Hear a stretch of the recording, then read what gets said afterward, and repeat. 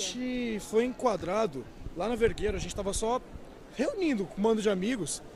E do nada apareceu a Força Tática, parou a gente, enquadrou a gente, começou a chamar a gente de vagabundo, de terrorista, os caralhos das quadras, aquelas coisas que a gente já imagina, desculpa o palavrão, mas a emoção é muito grande. E o que acontece? Depois daquele enquadro, que só pra constar, no boletim que eles escreveram, constava que só tinha 4 policiais, o que é uma baita de uma mentira, porque tinham 10 viaturas, mais um caminhão, fora o pessoal da tropa de choque, o apoio aéreo, porque tinha um helicóptero bem em cima da gente.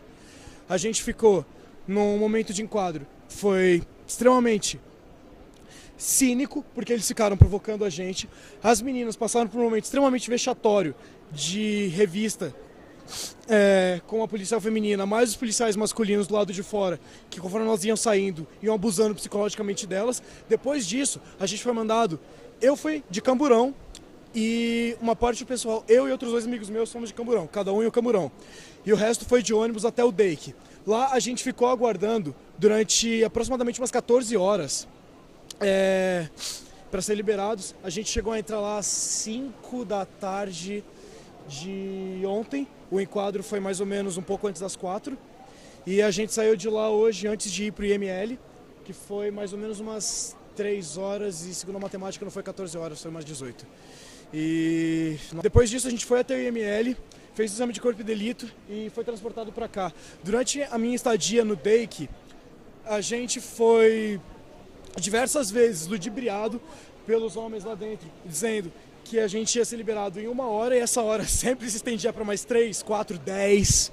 A gente passou fome, a gente passou frio, a gente dormiu no chão, mas a luta tem disso, a gente não arrega.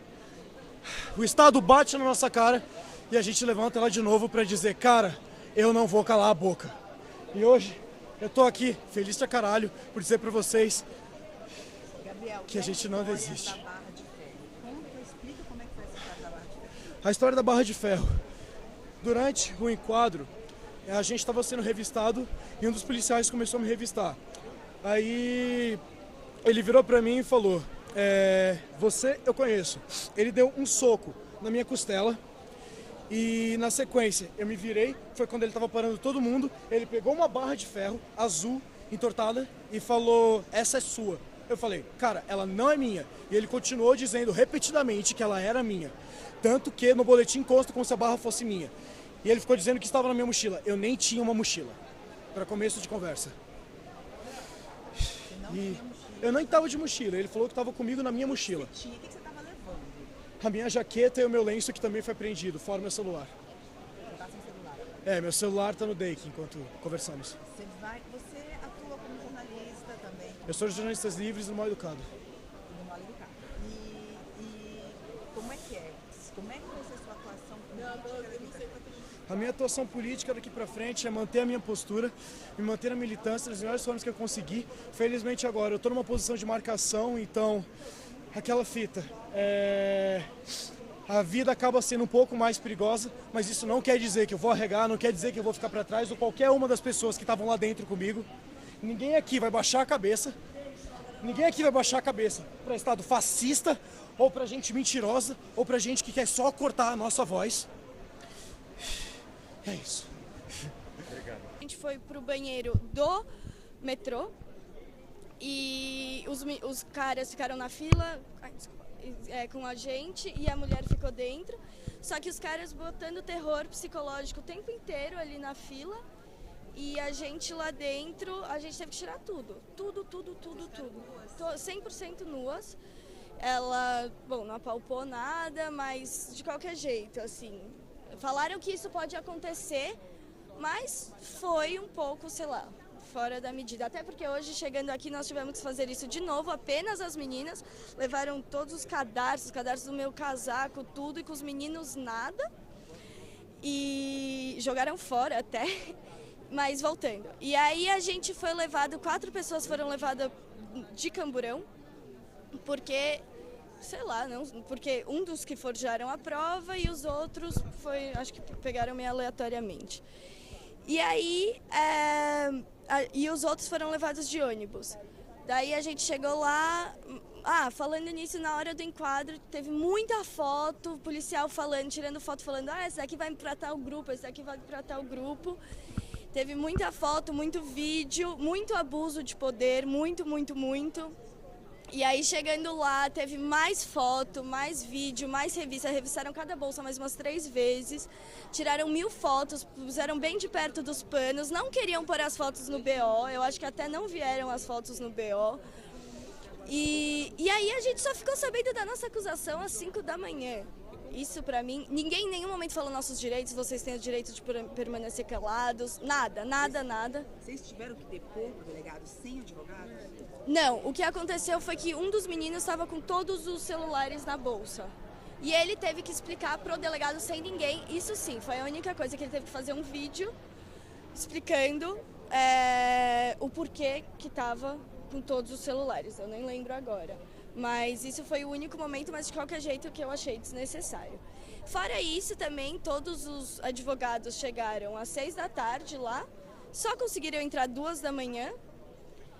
E aí hoje a gente fez várias coisas, ficou esperando um tempão, eles fizeram muito corpo mole, sabe? A gente correu a chance de perder a audiência e ser encarcerada, e eles ficavam toda hora falando, não, porque se vocês perderem, vocês vão pra cadeia. E eu falando, mas é a temporária, né? Eles, não, é a normal, terror psicológico o tempo todo. E foi isso. Às vezes eles também tratavam até bem demais pra gente. Daí eles falavam, vocês não vão falar mal dos civis depois. Foi uma coisa bem estranha, assim. Como é que foi a abordagem deles lá no Centro Cultural? A gente estava reunido em 20 pessoas, porque uma das pessoas estava usando o Wi-Fi para fazer o TCC e foi levado junto. E a gente estava lá conversando porque, como eu falei anteriormente, tem ocorrido muita desordem nas manifestações e a gente queria ir com um grupo que soubesse que estava minimamente organizado. Então tinham 2 meninas que estavam com primeiros socorros e a gente estava tentando só chegar lá junto para chegar seguro e ser seguro. E aí, do nada, chegaram 30 policiais da Força Tática, com várias armas absurdas, assim, um helicóptero, e forjaram uma prova e ainda puseram a arma na barriga do menino e falaram, é sua, e acabou. Qual prova que foi? Foi um cano, tipo um pé de cabra azul. Mas o juiz falou, o juiz não, acho que um dos advogados falou que mesmo se ele tivesse com isso na mão, não poderia ser acusado de nada. E aí separaram 4 meninos e também teve uma agressão de menor, que puxou a menina pelo pescoço, bem forte. Abuso de poder o tempo todo, uma revista super desnecessária com as meninas, assim, até demais. E aí 4 pessoas foram levadas de Camburão e o resto todo foi levado de ônibus. E eles chegaram gritando, tava cheio? Já tá cheio o Centro Cultural esse horário, né? Não tava lotado, mas tinha umas pessoas. E aí a gente tava sentado e do nada um menino falou, a gente tá sendo cercado, das pessoas que estavam com a gente tá sendo cercada pela polícia. E quando a gente viu, tinha a polícia saindo dos arbustos de trás da gente, da frente da gente, de todos os lados e falando, apontando a arma, sabe? Todo mundo com a mão na cabeça agora, gritando bastante. Até pegaram esse menino que não tinha nada a ver e foi bastante pesada. No BO tem outros objetos que estavam supostamente impostos. Sim. Vocês, inclusive um extintor de incêndio. Isso é verdade? Tinha um extintor de incêndio, sim, uma das menores estava com ele, só que é porque o pai dela é mecânico e, tipo, nada, não tinha nada a ver, sabe? É só um extintor de carro, é um extintor pequeno e ela estava levando pro pai dela e foi isso. Não seria usado na manifestação?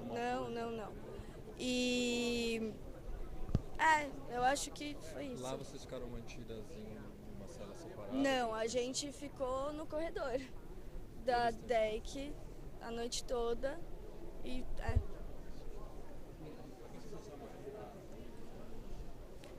É muito boa, mas ao mesmo tempo é um pouco assustador, sabendo de tudo que acontece agora por trás. Agora, porque às vezes a gente pensa que é meio exagero. A gente até tinha falado que algumas medidas extremas, não, isso não precisa.